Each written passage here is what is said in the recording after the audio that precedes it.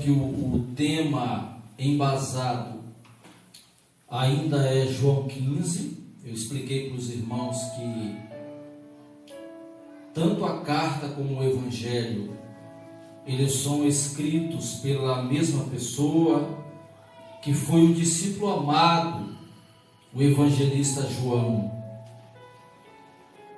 Há uma diferença de época que foram escritas.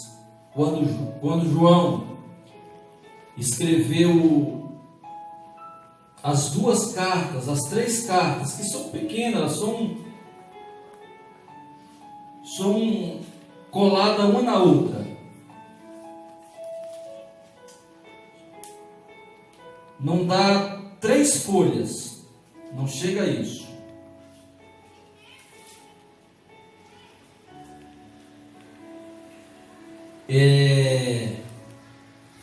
Quando ele escreve as epístolas, as cartas, ele já está aproximadamente entre os 89 a 90 anos. Ele já estava sendo, na época, ainda pastor em Éfeso, e provavelmente os governantes romanos já estavam na intenção de mandá-lo para Pátimos, uma ilha que ficava no sul do mar Egeu, vulcânica. Foi aonde ele escreveu o livro de Apocalipse. Eu fico pensando, irmãos, que o povo fala que o cristão vive de vitória em vitória, e não é bem isso que nós enxergamos e contemplamos quando lemos os evangelhos, as epístolas dos apóstolos. A maioria naquela época do povo de Deus, dos cristãos que se convertiam, eles viviam fora da sua pátria. Muitos deles morreram na Ásia Menor, sem ter condições de voltarem para a sua terra de origem. Então eu fico muito preocupado quando eu vejo o povo falando que crente só tem vitória. E não é isso que a Bíblia nos ensina. A Bíblia, muito pelo contrário. Amém? 1 João capítulo 3,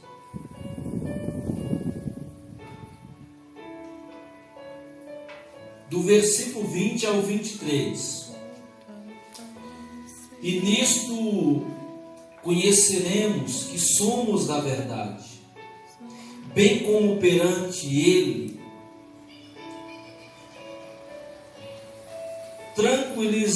tranquilizaremos o nosso coração.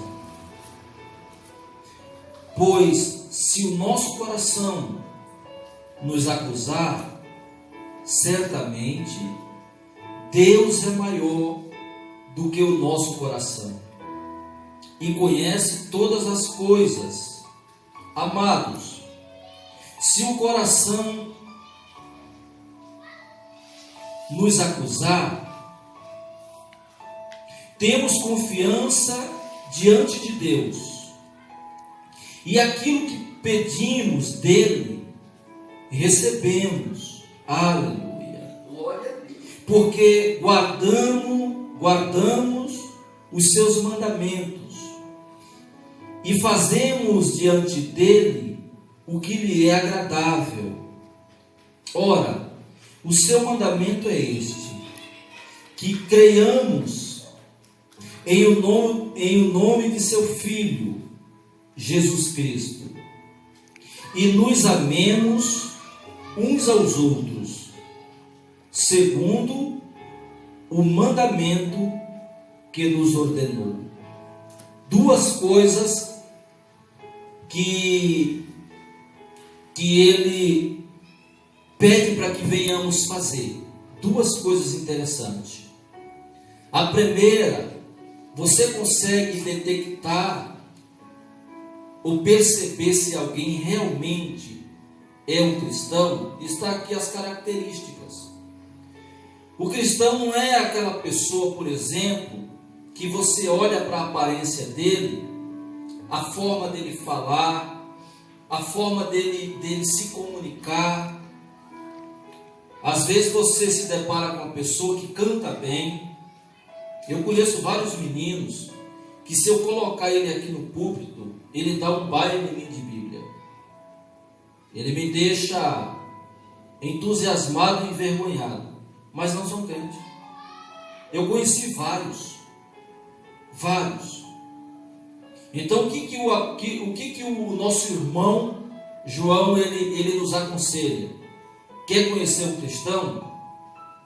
São duas coisas necessárias. Primeiro, que essa pessoa creia no sacrifício de Cristo, que ele veio, habitou no mundo, morreu pelos nossos pecados, levando todas as nossas dores, enfermidade, iniquidade. Esse é o primeiro ponto. Se alguém crê diferente disso, essa pessoa tem algo errado. Hoje eu estava no mercado e um rapaz conversando com uma moça e falou: olha, eu também sou crente. E a moça falando, e eu pegando as verduras lá, pegando as coisas que eu tinha que pegar, e a moça falou: mas você congrega onde? Ele falou: não, aonde me chamar eu vou. Aonde me chamar eu vou, não importa. Estiver falando de Deus, eu estou dentro. E eu achei estranho aquilo, né? Então, duas coisas que ele pede. A primeira é analisar se essa pessoa ela crê igual você no sacrifício de Cristo, que ele morreu, que ele ressuscitou e que voltará. E outra coisa é que o segundo mandamento, que venhamos amar uns aos outros. Quando aplicamos essas duas lições nas nossas vidas, não há lei que venha nos amaldiçoar. Não há julgamento para nós, porque são mandamentos que nos livram de qualquer fardo do legalismo ou de qualquer cobrança que venha sobre nós. Porque eu nunca vi ninguém ser preso porque ama. Ou vocês viram? Alguém ser preso porque, olha, essa pessoa está presa porque eu fiz aí um teste com ela, usei uma máquina na psicologia e eu detectei que ela ama demais. E por ela amar demais, ela está sendo processada. Vocês já viram isso, irmão? Não tem fundamento. Então esse é o mandamento. Quando você ama os seus irmãos, você se sobressai de tudo aquilo, das demais coisas que a Bíblia nos pede a fazer. O amar é mais importante do que o dizimar. O amar é mais importante do que evangelizar. Como é importante. Outra coisa é crer no Filho de Deus. Por que ele traz esses dois pontos? Eu vou explicar para vocês. Porque o apóstolo João, ele estava trabalhando num ambiente onde tinha uma seita chamada gnosticismo, que eram os gnósticos. E eles não acreditavam, eles acreditavam em Jesus, eles acreditavam que Jesus foi um grande profeta, que era filho de Deus, mas eles não acreditavam que Jesus era Deus, porque os gnósticos, eles acreditavam da seguinte forma: Deus ele é puro, ele é santo, e a matéria é corrupta. Então não pode um Deus grande, um Deus santo, ser introduzido dentro de uma matéria corrupta. Então eles até acreditavam que Jesus era o Filho de Deus, mas eles não acreditavam que Jesus era Deus. E João está pegando o contexto aqui das 3 epístolas. Ele está pregando para alguém que está passando pelo momento de transição, saindo do gnosticismo para o cristianismo. Então era muito difícil. O pastor Adalto sabe o quanto é difícil você aplicar o evangelho em pessoas que vieram de outras religiões. É muito difícil, irmão. Você vai ter que ter paciência, você vai ter que ter bases bíblicas, você vai ter que trazer fundamentos bíblicos. Por quê? Porque essa pessoa ela vai ter que ser estimulada a usar a sua fé como nós usamos a nossa. Então ela tem os conceitos dela e nós temos os nossos.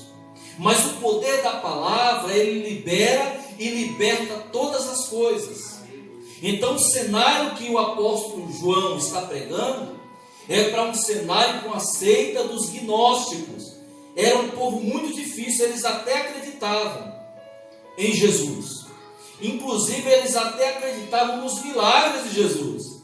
Mas eles não acreditavam que Jesus era Deus. Diferente de nós.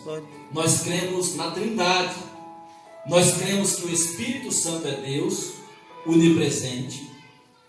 Nós cremos num Deus onipotente.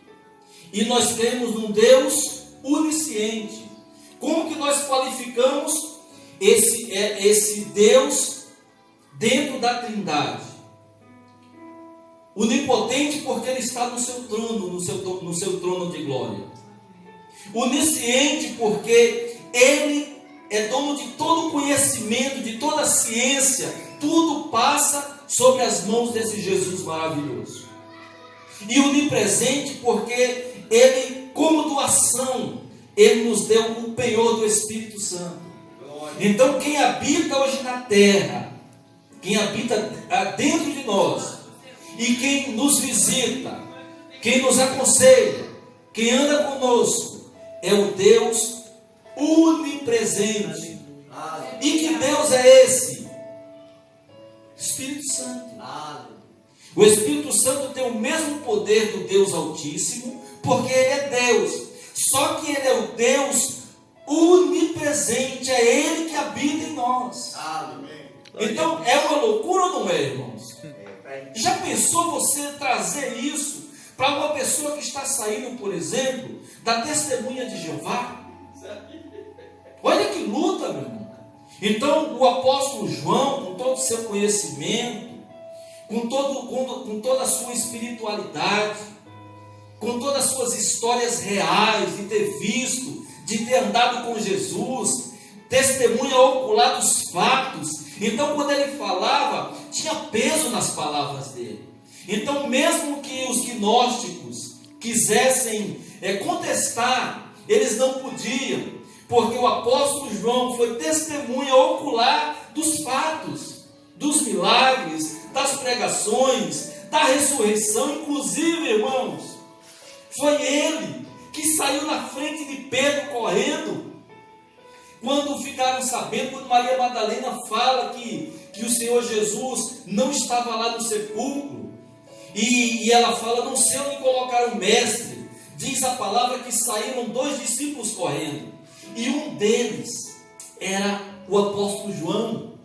E como ele era mais novo que o apóstolo Pedro, ele sai na frente correndo, e ele olha por baixo, e é ele que vê os lençóis do Senhor Jesus.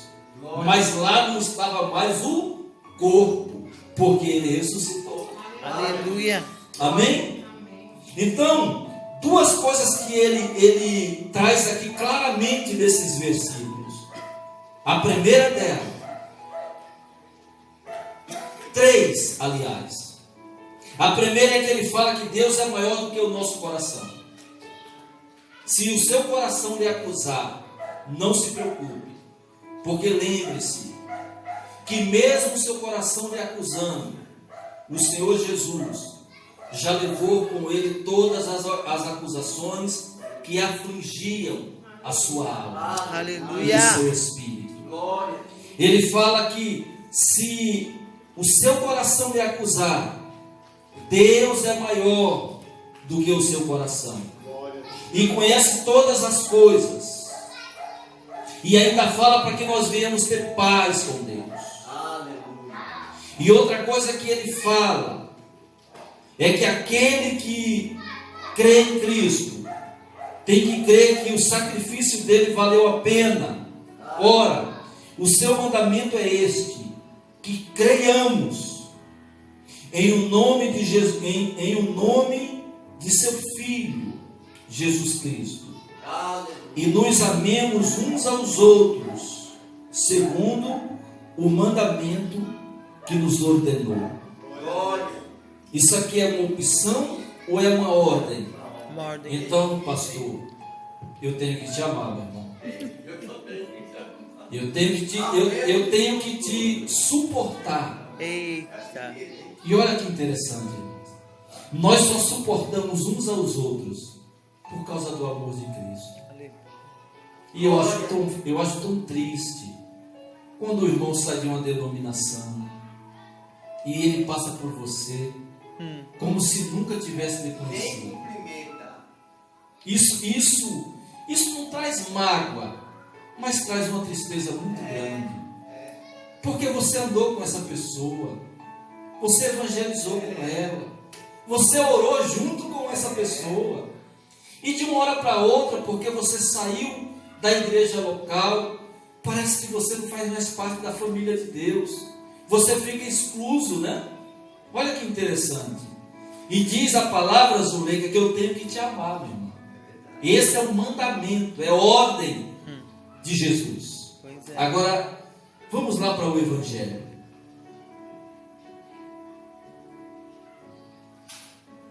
Lembre-se de 3 coisas que o apóstolo nos aconselha. Primeira é que o seu coração não tem poder para trazer acusações, porque Deus é maior do que o seu coração.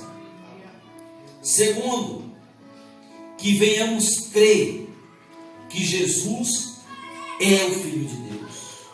Terceiro, é que venhamos amar uns aos outros, como Ele nos ordenou. Amém? Amém. João capítulo 15.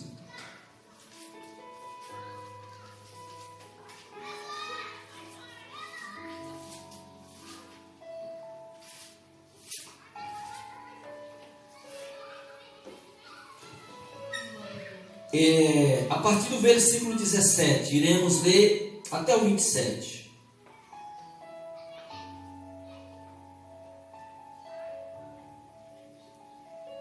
Isto vos mando, que vos ameis uns aos outros. Parece que só mudou de capítulo, né? A história é a mesma. Se o mundo vos odeia, sabei que primeiro do que a vós outros me odiou a mim. Se vós fosseis do mundo, o mundo amaria o que era seu. Como todo o tempo não sois do mundo, pelo contrário, dele vos escolhi, por isso o mundo vos odeia.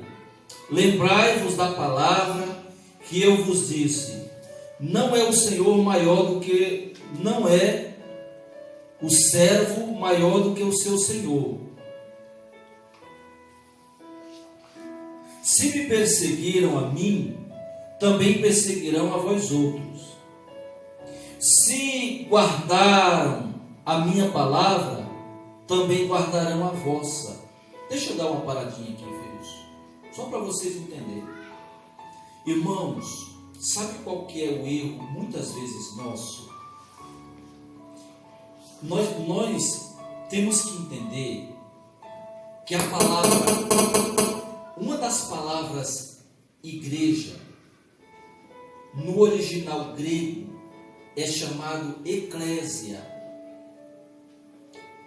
Essa palavra, ela era dirigida a reuniões que os romanos faziam na época, de grupos fechados, aonde só poderiam participar quem tinha parte naquele grêmio, ou naquela reunião, ou congregação. Quando Jesus introduz a mesma palavra igreja, ele quer dizer que nós somos diferentes. O que nós fazemos? Nós usamos aqueles jargões que não são bíblicos. Olha, eu vou me fazer de bêbado para ganhar os bêbados. Eu vou me fazer de fulano para ganhar Beltrano. Não faça isso. Eu quero trazer para vocês algo que vocês já conhecem. O mundo nos odeia. O mundo, irmão, nos odeia. Você quer ver é simples eu trazer essa questão. Quando você está numa reunião familiar ou numa reunião de amigos, você já é taxado como chato. Essa é a verdade. E começa a trazer o evangelho para dentro dessa conversa para você ver. Começa a fazer isso. O assunto muda. O semblante das pessoas mudam. E só vão dar ouvido para vocês aqueles que são de Deus. Só vão abrir o coração para vocês aqueles que são escolhidos de Deus. Se o mundo odiou ao Filho de Deus, também irá nos odiar. Então não seja cordial, irmão. Não seja popular. Não ache que por causa de você ser muito amigo, que as pessoas vão lhe dar crédito quando você for falar do Evangelho. Se você tiver que falar de Cristo, fale para quem você gosta e para quem você não conhece. Porque quem vai salvar as pessoas não é a sua amizade, não são os seus conceitos, não é porque você é popular, brincalhão, não é isso. Você só vai alcançar aqueles que são de Cristo. Se o mundo teve ódio do Filho de Deus por pregar a verdade, você acha que você vai ser bem aceito só porque você é popular? Não tinha ninguém na época mais popular do que Jesus, irmão. Jesus era muito simples. Um Deus rico que se fez pobre. Um Deus que era para nascer na Judeia. Nasce num lugar distante, num campo, numa gruta, num lugar aonde o que cercava ele eram os animais, de um povo pobre também. Nós sabemos que Belém até hoje não é um lugar não é bem visto. Inclusive hoje, quando você chega em Belém, quem ocupa hoje Belém são o pessoal agora eu não me recordo, não são cristãos, são o pessoal do Islã que ocupa hoje aquele território de Belém. Então você vê que contradição. E mesmo assim ele foi odiado. Sabe por que ele foi odiado? Porque o mundo não compreende aquilo que falamos, irmãos. Para compreender as coisas do céu é através da fé. Para compreender que há 2000 anos atrás alguém morreu na cruz por nós, isso é loucura. A pregação da cruz, ela é loucura para aqueles que não creem, e é poder de Deus para aqueles que creem. Glória a Deus. Então é por isso que nós sofremos perseguições. Os cristãos, a igreja primitiva, os primeiros mártires, eles morreram, irmão, em Roma, a maioria no Coliseu. Quando não eram queimados, amarrados em madeiras e crucificados, eles eram jogados no Coliseu para que os leões os despedaçassem. Sabe, irmão, você acha que mudou? Teve uma época que no Japão, quando se pregava o Evangelho, há muitos anos atrás, de missionários que foram mortos, e a forma deles morrerem era impressionante. Eles eram amarrados em 2 cavalos, com a corda na mão e nos pés. E eles amarravam essas cordas nos estribos dos cavalos. E quando os missionários estavam amarrados, eles batiam na garupa dos cavalos, assustando. E cada um animal daquele corria de um lado para o outro. Vocês sabem o que acontecia? As pessoas eram partidas no meio. Então hoje, quando nós vamos falar do Evangelho, você não tem que ser popular. Você tem que pedir direção e autoridade do Espírito Santo. Porque até hoje nós somos odiados pelo mundo. O cristão ainda continua sendo odiado. Se eu for fazer aqui um trabalho social e eu começar a ir nos comércios, vocês sabem do que eu estou falando, irmãos. Se eu começar pedindo nos comércios, com ofício, falando que é para uma instituição religiosa, as portas se fecham. Agora, se falarem que é para qualquer outro tipo de entidade, as portas se abrem. Agora isso, irmão, nós não temos que estranhar. O próprio Senhor Jesus, ele está falando aqui que nós seríamos odiados pelo mundo. E quando fala do mundo, está falando de um sistema maligno que odeia a verdade, que não permite que a verdade seja pregada. Então nós ainda somos motivos de chacota. Quantas vezes os nossos filhos não sofrem no ambiente que não seja cristão? Aê, filho de pastor, hein? Está rico. É essa forma que o mundo nos vê. Mas nós não somos do mundo.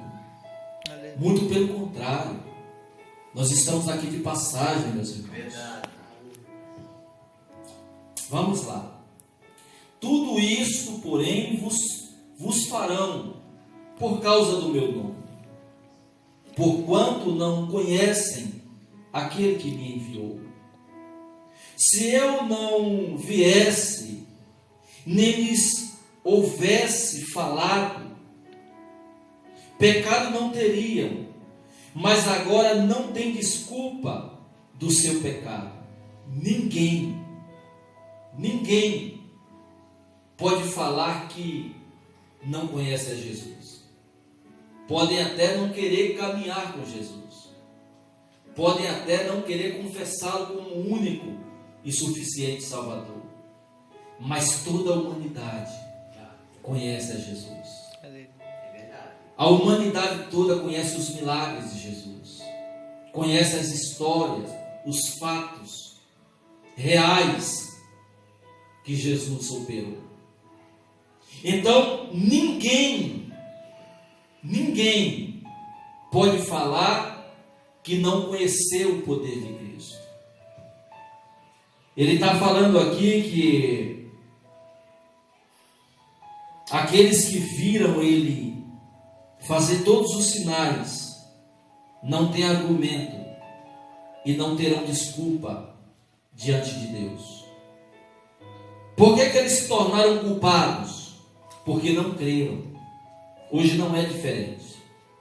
Se você falar de Jesus para uma pessoa, não se importe se na hora ela não deu crédito. A nossa obrigação é falar de Cristo, porque quem vai fazer a obra é o Espírito Santo. Aleluia. Amém? E quando a pessoa ela ou escuta falar de Jesus e ela não dá crédito, fique tranquilo, porque o seu sangue é inocente diante dessa pessoa. Você falou de Cristo, mas nós temos o Espírito Santo que faz a obra. Amém? Amém. Quantos daqui de nós já tivemos que ouvir piadinhas, né? Nossos vizinhos, nossa família. Quem me odeia, odeia também o meu Pai. Se eu não tivesse feito entre eles tais obras, quais nenhum outro fez, pecado não teriam. Mas agora, não somente têm eles visto, mas também odiado,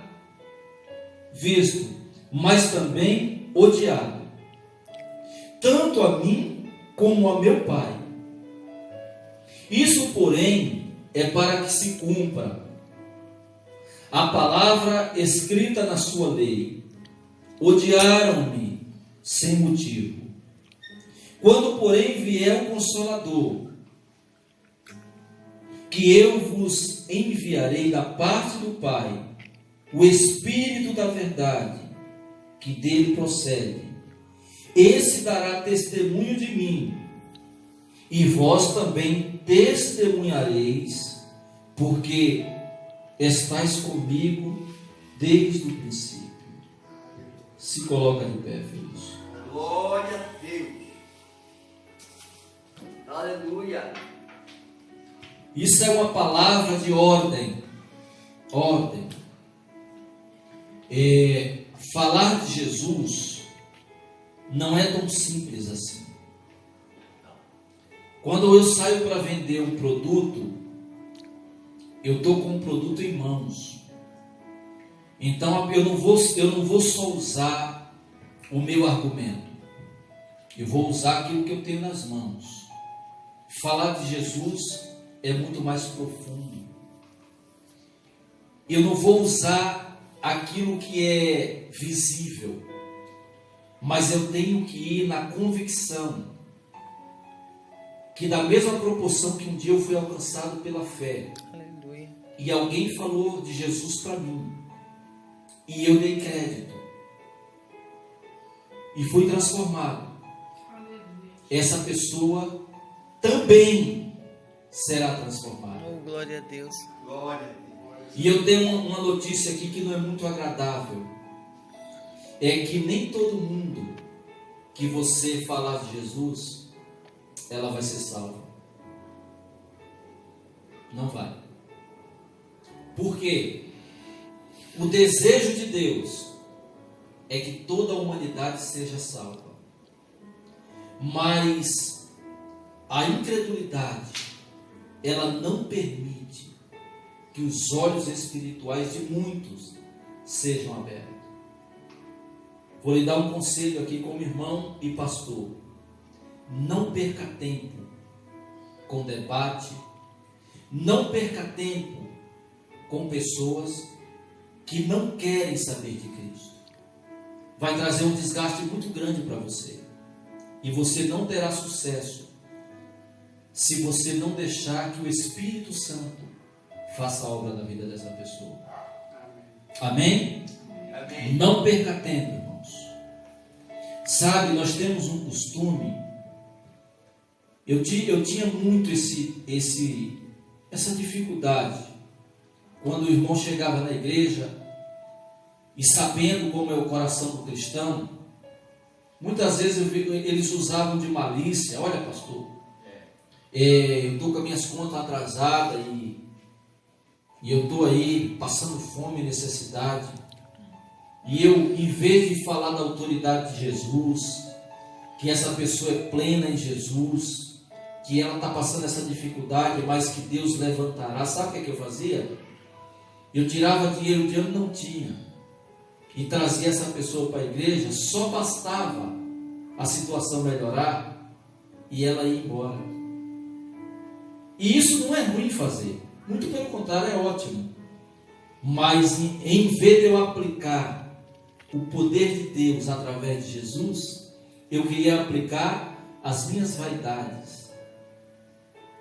Eu queria trazer primeiro a necessidade cotidiana. O que nós temos que falar em tempo e em fora de tempo é de Jesus Cristo. Aleluia. Debaixo de perseguição, afronta. Sabe por quê? Vivemos ainda em tempo de refrigérios, mas virão dias que as pessoas endurecerão mais os seus corações. Feche os teus olhos. Meu Senhor e Deus, sabe, Pai, nós oramos e aplicamos aquele louvor que fala que se o Senhor fizer, o Senhor é Deus. Se o Senhor não fizer, o Senhor continua sendo Deus. Então, Senhor, nós estamos convictos de que o nosso lugar não é neste mundo, Pai. Então não deixa, meu Deus, o nosso coração se apegar às coisas deste mundo. Mas enquanto, meu Deus, o Senhor nos permitir ficar neste mundo, usa-nos como instrumentos da Tua palavra, que nós venhamos frutificar para o Teu reino, que nós venhamos falar da Tua palavra com autoridade, que nós venhamos usar do Teu nome para expulsar os demônios, que nós venhamos amar uns aos outros, e que nós venhamos, meu Deus, falar que o Senhor continua salvando e libertando. Aleluia. E muito obrigado por esses ensinamentos, Pai. Nós te louvamos e te agradecemos em nome de Jesus. Amém. Amém. Glória a Deus. Glória a Deus. Podeis assentar-vos. Com um capítulo com 27 versículos é muita coisa, né, menino? Mas daria para nós passar um mundo só com o capítulo 15. É muita coisa boa nesse texto. Amém?